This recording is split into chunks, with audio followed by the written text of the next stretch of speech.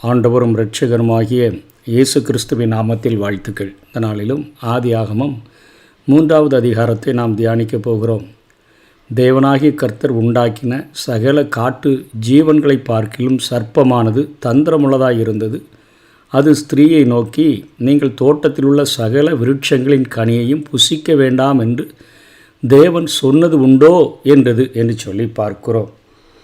இந்த சர்ப்பம் இன்றைக்கு இருக்கிற பாம்பு போல அல்ல.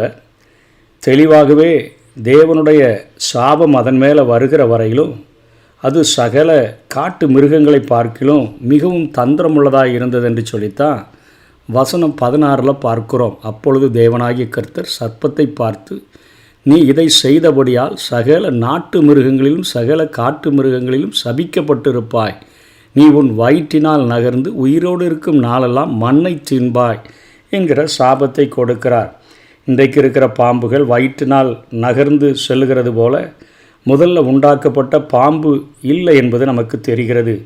பேய்களுக்கு தலைவனாகிய லூசிஃபர்னு சொல்லுகிறோமே, அவன் சாத்தான் அவன் சர்ப்பத்தின் மூலமாக பேசினான் என்பது நமக்கு இந்த வசனங்கள் மூலமாக தெரிகிறது.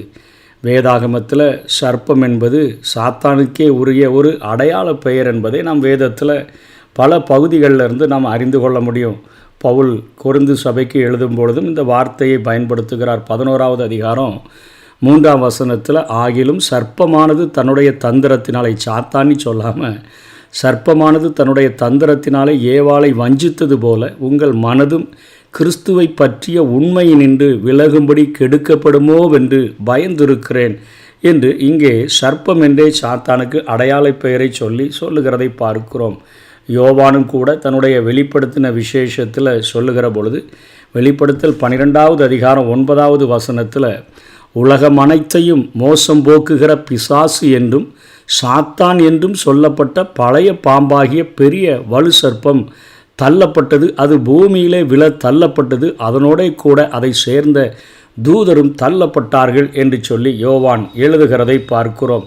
வெளிப்படுத்தல் 20வது அதிகாரம் 2ஆம் வசனத்திலையும் பார்த்தோன்னா, பிசாசென்றும் சாத்தான் என்றும் சொல்லப்பட்ட பழைய பாம்பாகிய வலு சர்ப்பத்தை அவன் பிடித்து அதை 1000 வருஷம் அளவும் கட்டி வைத்து அந்த 1000 வருஷம் நிறைவேறும் வரைக்கும் தமது ஜனங்களை மோசம் போக்காதபடிக்கு அதை பாதாளத்திலே தள்ளி அடைத்து அதன் மேல் முத்திரை போட்டான் என்று பார்க்கிறோம்.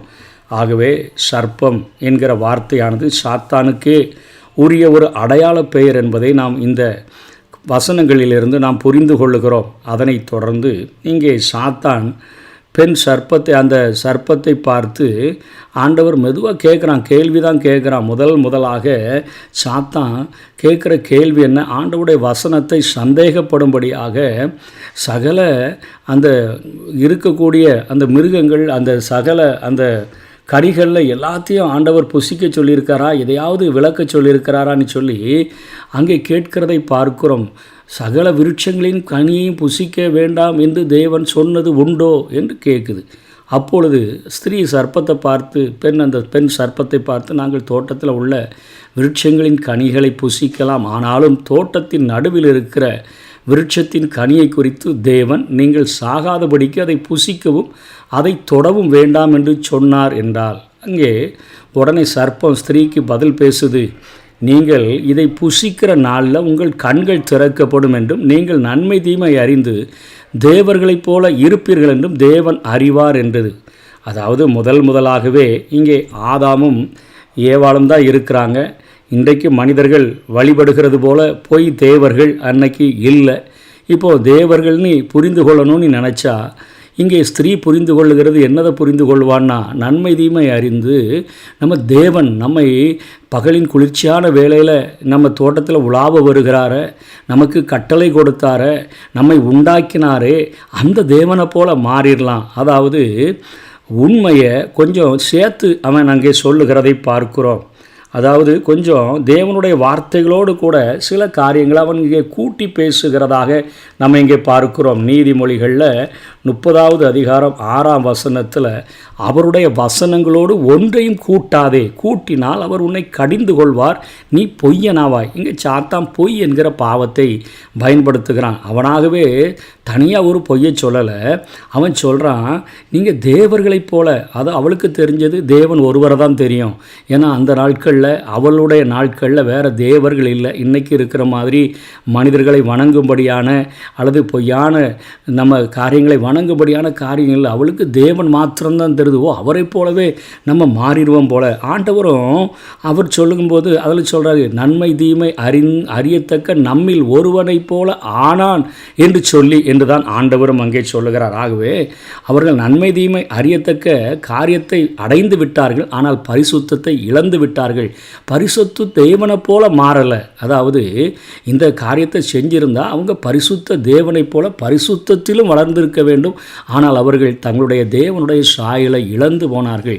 நன்மை தீமை பாதி நடந்துச்சு. நன்மை தீமை அறியத்தக்க நம்மில் ஒருவரை போல இவங்க ஆயிட்டாங்கன்னு ஆண்டவரே சொல்கிறாரு. ஆனால் பரிசுத்த தேவனுடைய குணாதிசயங்களை அவங்களால பெற முடியல. ஆண்டவர் சொன்ன வார்த்தைக்கு கீழ்ப்படியாதபடினால அந்த பாவத்தின் நிமித்தமாக அவர்களுடைய வாழ்க்கையில் சாபம் வந்ததை தான் நம்ம பார்க்க முடிகிறது. 4ஆம் வசனத்தில் அப்பொழுது அந்த சாத்தான் ஸ்திரீயை நோக்கி சொல்லுது, நீங்கள் சாகவே சாவதில்லை. ஆண்டவர் தொட வேண்டான்னு சொல்லியிருக்கிறாரா? இப்போ தான் பொய்யை கலந்து பேசுகிறான். அவருடைய சொன்ன வார்த்தைகளில் கொஞ்சம் சேர்த்து சொல்கிறான், சேர்த்து அடித்து விடுறான். நீங்கள் சாகிறதில்ல, நீங்கள் இதை புசிக்கும் நாளிலே உங்கள் கண்கள் திறக்கப்படும் என்று, அது உண்மை. நீங்கள் நன்மை தீமை அறிவீர்கள், அதுவும் உண்மை. தேவர்களைப் போல இருப்பீர்கள் என்று தேவன் அறிவார். நன்மை தீமை அறியத்தக்கிறது ஓகே. அவர் பரிசுத்த தேவன். பரிசுத்தமுள்ள ஒரு தேவனுடைய குணாதிசயங்களை நிச்சயமாக பெற முடியாது. அதை நீங்கள் பெற்றுவிடலாம் என்று தேவனுக்கு தெரியும். அப்படி நீங்கள் சாத்தான் பொய்யை அந்த உண்மையோடு கூட கலந்து அடித்து விடுகிறதை நாம் பார்க்கிறோம். அப்பொழுது ஸ்திரீயானவள் அந்த விருட்சத்தை அப்படியே பார்க்குற போது புசிப்புக்கு ரொம்ப நல்லா இருக்கும் போல தெரியுத, பார்வைக்கே இவ்வளோ இன்பமாக இருக்குத, புத்தியை தெளிவிக்கிறதற்கு இச்சிக்கப்படத்தக்க விருட்சமாக இருக்கிறது என்று கண்டு, அதாவது கண்களின் இச்சை, மாம்சத்தின் இச்சை, ஜீவனத்தின் பெருமை, இவைகள் எல்லாமே பிசாசினால் உண்டானவைகள். அந்த காரியங்களை, அந்த பாவத்தை அவன் அவளுடைய மனதில் விதைத்தபடினாலே அவள் பார்வைக்கு அப்படி இருக்குதுன்னு பார்த்துட்டு அதன் கனியை பறித்து புசித்து தன் புருஷனுக்கும் கொடுத்தால் அவனும் புசித்தான் என்று பார்க்கிறோம். இப்போது ஆண்டவருடைய கட்டளைகளுக்கு இங்கே மீறியாச்சு. அப்பொழுது அவர்கள் இருவருடைய கண்களும் திறக்கப்பட்டது. அவர்கள் தாங்கள் நிர்வாணிகள் என்று அறிந்து அத்தி இலைகளை தைத்து தங்களுக்குள்ளே அரைக்கச்சைகளை உண்டு பண்ணினார்கள் என்று பார்க்கிறோம். அந்த கனியை புசிக்கிற நாளில் சாகவே சாவாய் என்று சாவீர்கள் என்று ஆண்டவர் சொல்லியிருந்தார். ஆனால் இங்கே தன்னுடைய மனைவியினால் இவன் இங்கே பாவத்துக்கு அவன் சோதனைக்கு இழுக்கப்படுகிறதை பார்க்கிறோம். ஆதாம் வஞ்சிக்கப்படலை, ஆனால் அவனுடைய மனைவி அவள் இந்த காரியத்தை செய்த பொழுது தெரிந்தே தேவனுடைய அந்த வார்த்தைக்கு கீழ்ப்படியாமல் தன் மனைவியினுடைய பேச்சை இவன் இங்கே கேட்கிறதை பார்க்கிறோம். இங்கே பாவம் என்பது தேவனுடைய வார்த்தைக்கு கீழ்ப்படியாமல் இருக்கிறது தான் பாவம். முதலாக அதை அவள் செய்கிறார். சர்வ வல்லமையுள்ள தேவனுக்கு எதிராக மீறுகிறாள். அதாவது மீறுகிற ஒரு பாவத்தை செய்கிறார். அவருடைய உபதேசங்களில் குறைவுபட்டுட்டா. இந்த காரியத்துக்கு கீழ்ப்படியணும்னு செஞ்சு சொல்லியிருந்தார், அதை முரண்பட்டு செய்கிறார். சொந்த ஆசைகள் நிமித்தமாக அவங்க சுயமாய் தேவனுடைய வார்த்தைக்கும் சித்தத்திற்கும் முரண்பட்ட காரியத்தினால் இங்கே பாவம் பிரவேசித்து விட்டதை பார்க்கிறோம். அதாவது பாவம் என்பது தேவனுடைய வார்த்தைக்கு கீழ்ப்படியாமல் இருக்கிறது, சர்வ வல்லமை உள்ள தேவனுக்கு எதிராக மீறுகிறது, அவருடைய உபதேசங்களில் குறைவுபடுகிறது, சொந்த ஆசைகள் நிமித்தமாக தேவனுடைய வார்த்தைக்கும் சித்தத்துக்கும் முறப்பட்டு நம்முடைய ஆசைகளுக்கு நம்ம விட்டு கொடுக்கிற காரியம். இன்றைக்கு ஆண்டவருடைய பிள்ளைகளாக நம்ம இருக்கணும்னு சொன்னால் உலகத்தை ஜெயிக்கிறவங்களாக இருக்கணும், நம்முடைய சொந்த மாம்சத்தை ஜெயிக்கிறவங்களாக இருக்கணும், சாத்தானை ஜெயிக்கிறவங்களாக இருக்கணும். ஆனால் இவர்கள் இதில் குறைவுபட்ட போது தான் பாவம் முதலாக இந்த உலகத்துக்குள்ளாக பிரவேசிக்கிறது. அந்த புசிக்கும் நாளில் சாவார்கள் என்று சொன்ன அந்த நாளில் அவர்கள் உடல் மரிக்கலை, ஆனால் ஆவிக்குரிய விதத்தில் அவர்கள் மரித்து போனார்கள். அங்கே கீழ்கண்ட வசனங்கள் அது தெளிவாக தெரிகிறது. உடலளவில் மரணத்தை உண்டாக்குகிற சீரழிவு அந்த நாளில் தொடங்கிற்று என்றே சொல்லணும். அன்னைக்கு அவங்க செய்த பாவத்தின் நிமித்தமாக அவங்க ஒரு நாளில் மரித்து தான் ஆக வேண்டும் என்கிற மறியாமல் இருக்க வேண்டும் என்று அழைக்கப்பட்டவர்கள், அதற்கென்று உண்டாக்கப்பட்டவர்கள் இப்போ மரிக்கக்கூடிய தன்மையை பெற்றுவிட்டார்கள். இப்படியாக ஒரே மனுஷனாலே ரோமர் 5:12 பாவமும் பாவத்தினாலே மரணமும் உலகத்திலே பிரவேசித்தது போலவும், பாவம் சாத்தானால் பிரவேசித்து அதை தொடர்ந்து இங்கே மரணமும் பிரவேசித்து விட்டது. எல்லா மனுஷரும் பாவம் செய்தபடியால் மரணம் எல்லாருக்கும் வந்தது போலவும் இதுவும் ஆயிற்று என்று ரோமருக்கு பவுல் எழுதுகிறதை பார்க்கிறோம். அதனால் முதலாக ஆவிக்குரிய ஒரு மரணமானது உடல் அளவில் மரணத்தை உண்டாக்குகின்ற ஒரு சீரழிவை அந்நாளில் கொண்டு வந்துட்டு அந்த குற்றமற்ற தன்மையை அவர்கள் இழந்து விட்டதை பார்க்குறோம். இன்றைக்கி நம்முடைய இருதயத்தில் நம்ம எந்த தப்பும் செய்யலைன்னா நம்ம ஏற்ற சமயத்தில் சகாயம் செய்யும் கிருபையை அடையும்படியாக எப்பொழுதுமே கிருபாசன தண்டைகளை கிட்டி சேர்கிறதற்கு தைரியம் உள்ளவங்களாக இருப்போம். இப்போது இவங்க அந்த குற்றமற்ற தன்மையை இழந்துட்டாங்க. மனிதனுடைய அந்த பாவ குற்ற உணர்வின் நிமித்தமாக தங்களுடைய அவமானத்தை மூடி மறைக்க அவங்க முயற்சி செய்கிறாங்க. அவங்க உள்ளே இருந்த அந்த பயம் வெளியே பேசுகிறதை பார்க்குறோம். உள்ளான ஆவிக்குரிய அந்த மரணமானது வெளியே அவர்களுக்குள்ள ஒரு பெரிய பயத்தை கொண்டு வந்துருச்சு. இப்போது உலாவுகிற கர்த்தர் 8ஆம் வசனத்தில் பகலின் குளிர்ச்சியான வேளையில் தோட்டத்தில் உலாவுகிற தேவனுடைய சத்தத்தை கேட்ட உடனே ஆண்டவர் ஆதி நாட்கள்லேயே 3ஆம் அதிகாரத்திலேயே பார்த்துட்டோம். ஆண்டவர் பாவம் செய்த மனிதனை ரட்சிக்கவும் பாதுகாக்கவுமே விரும்பி அங்கே வந்திருக்கிறாரு. அவன் பறித்தது தெரியும், அவன் சாப்பிட்டது தெரியும், அவன் இப்பொழுது அவருடைய சத்தத்தை கேட்டு ஒளிஞ்சு கிடக்கிறது தெரியும். ஆனாலும் மனிதன் தான் செய்த பாவத்தின் நிமித்தமாக ஆண்டவரை அந்த நாள்லேருந்து முதல் மனிதனிலிருந்து இன்னைக்கு வரைக்கும் மனுஷன் அவரை தேடி போகிறதே இல்லை. அவர் தான் இன்றைக்கு ஒவ்வொரு மனிதனையும் தேடி வரக்கூடிய ஒரு ஆண்டவராக இருக்கிறார். அன்போடு கூட கிருபையோடு கூட நம்மை உண்டாக்கின சர்வ சிருஷ்டிகர் அந்த நாளிலிருந்து இந்த நாள் வரையிலும் வேதாகமும் முழுவதிலுமே எழுந்து போன மனிதனை தேடவும் ரட்சிக்கவுமே வந்திருக்கிறார் என்கிற வார்த்தையின்படி அவர் தேடிக்கொண்டே இருக்கிறார். இங்கே கேட்குறாரு, நீ எங்கேப்பா இருக்கிற ஆதாமே, நீ எங்கே இருக்கிற? இன்றைக்கு வரைக்கும் மனுக்குலத்தை பார்த்து முதல் மனிதனிடத்தில் கேட்ட கேள்வியை தான் ஆண்டவர் கேட்குறாரு. இன்றைக்கி அதே பதிலை தான் மனிதன் சொல்கிறான். பாவம் செய்துட்டோம், குற்ற உணர்வு, தேவருடைய சத்தத்தை தோட்டத்தில் கேட்டு அவருடைய பிரசன்னத்துக்கு முன்பாக நிற்க முடியல, பயம், அவருடைய பிரசன்னத்துக்கு முன்பாக நிற்க முடியல. இன்றைக்கி தேவனை ஆராதிப்பதற்கு மனிதனை கூப்பிடும்பொழுது அவனுடைய பாவம் அவனை தடுக்கக்கூடியதாக இருக்கிறது.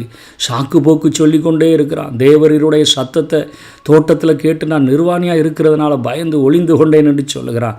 அப்பொழுது ஆண்டவர் கேட்குறார், நீ நிர்வாணின்னு சொல்லி உனக்கு சொன்னது யாருப்பா? யார் சொன்னால்? அவருக்கு எல்லாம் தெரியும். ஆனால் கேட்குறார் கேள்வி மறுபடியுமாக. அவன் உள்ளத்திலிருந்து என்ன பதில் வருது அப்படின்னு சொல்லி பார்க்கும்படியாக ஆண்டவர் கேள்வியை தொடுக்கிறத பார்க்குறோம்.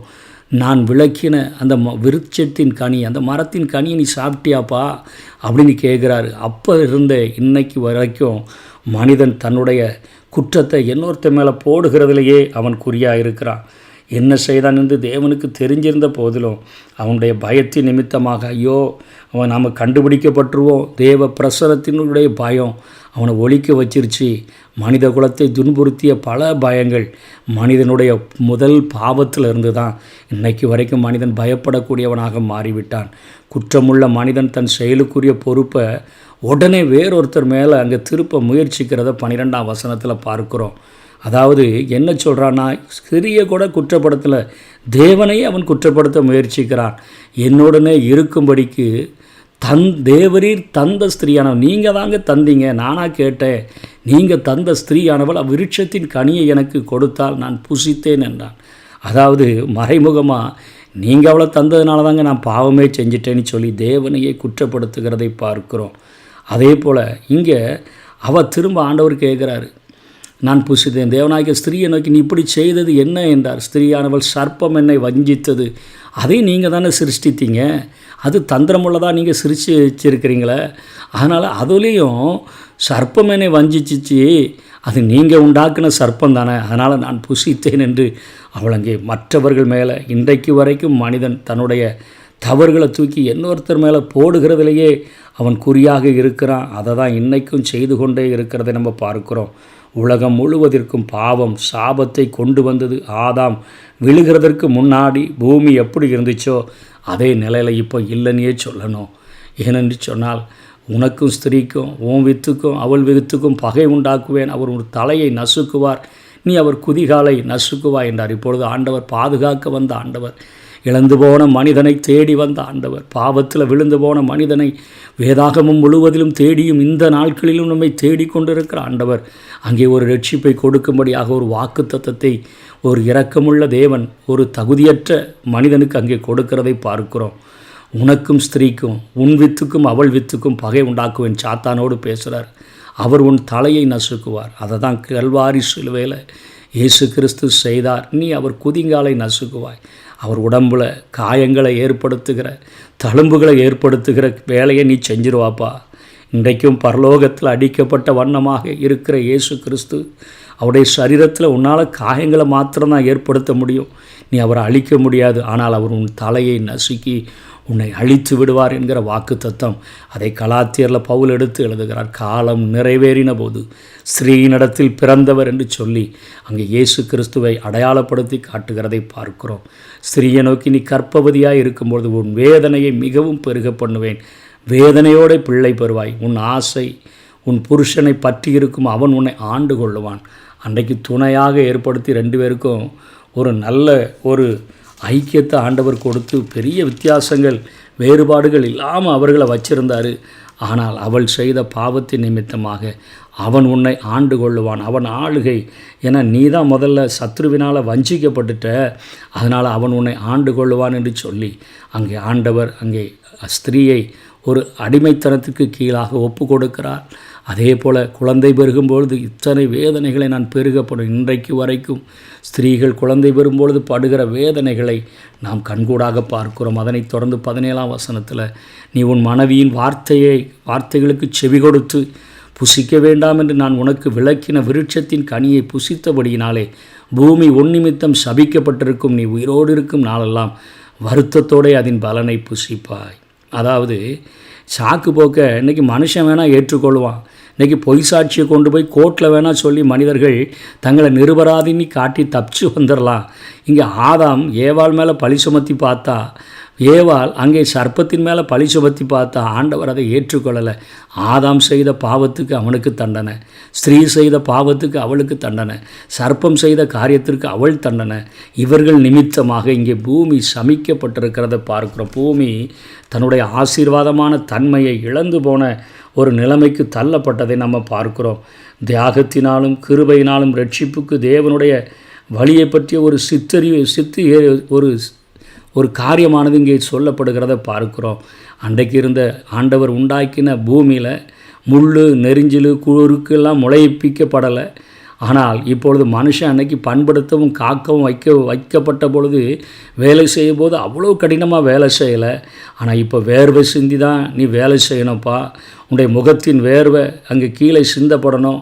அதே போல் நீ மண்ணாக இருக்கிற உன்னை தான் அவ்வளோ விசேஷமாக மண்ணில் இருக்கக்கூடிய மூலப்பொருள்களை கொண்டு நான் உருவாக்கினேன்.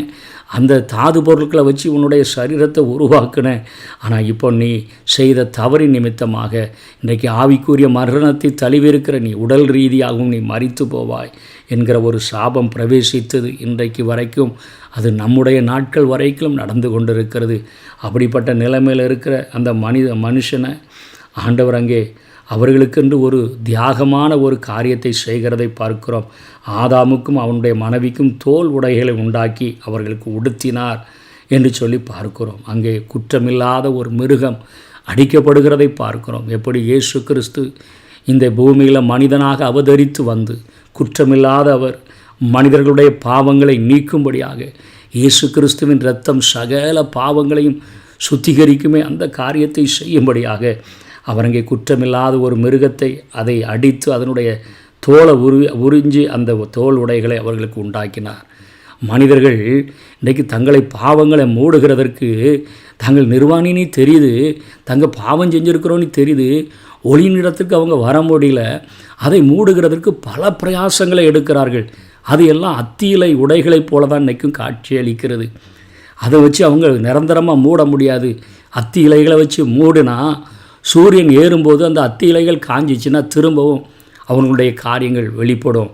இன்றைக்கு மனிதன் தன்னுடைய பாவங்களை மூடுகிறதற்கு நிறைய அத்தி இலைகளை போன்ற காரியங்களை, நிறைய முறைமைகளை செய்து கொண்டிருக்கிற ஆண்டவர் குற்றமில்லாத ஒரு மிருகத்தை அடித்தது போல 2000 ஆண்டுகளுக்கு முன்பாக மனித அவதாரம் எடுத்து வந்த இயேசு கிறிஸ்து மனிதனுக்காக இரக்கமுடையவராக, தியாகமுடையவராக, கிருபை உடையவராக மாறி ஒரு அருமையான வழியை அங்கே ஏற்படுத்தி கொடுத்ததை பார்க்கிறோம்.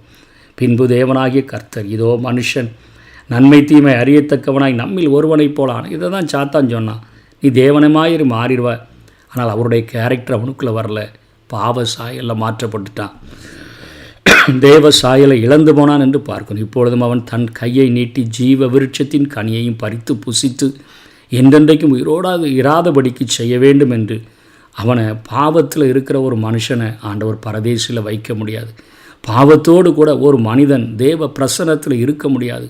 தீமையை பார்க்க மாட்டாத சுத்த கண்ணன் என்று வேதம் அழைக்கிறது. ஆண்டவரை பார்த்து அவர் சிநேகிக்கிற ஒரு பரிசுத்தம் என்று பார்க்கிறோம்.